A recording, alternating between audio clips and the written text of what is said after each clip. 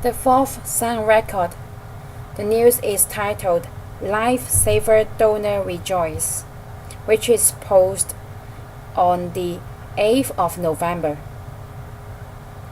Doctors at Queen Mary Hospital say a customs officer who received a replacement liver along with the donor, a fellow officer, are making progress after the 13-hour life-saving procedure.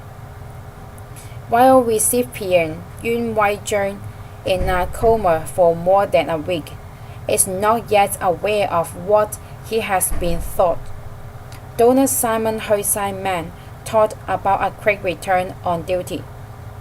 Yun was injured in an anti-smuggling operation 2 weeks ago, and his liver was close to failing completely.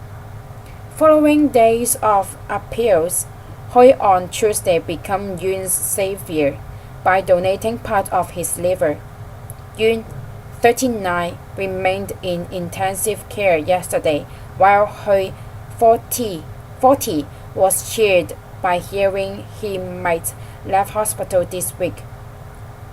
By yesterday, Yun's condition has improved from critical to serious, and he had partially regained consciousness. But his wife said he was suffering the effects of the coma and operation. He seems confused, she said. Now I'm confused too.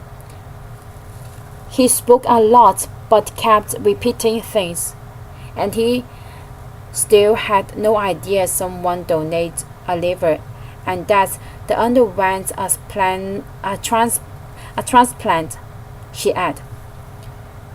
Lo Jong-mao was head of the transplant team, said Yun's state was due to his being unconscious for a long period. 70 people, including other customs officers, volunteered initially to donate. Hui was thus not known Yun, rushed to the hospital on Tuesday despite being on holiday and was found to be a match. Yesterday, he thanked people who sent messages of support.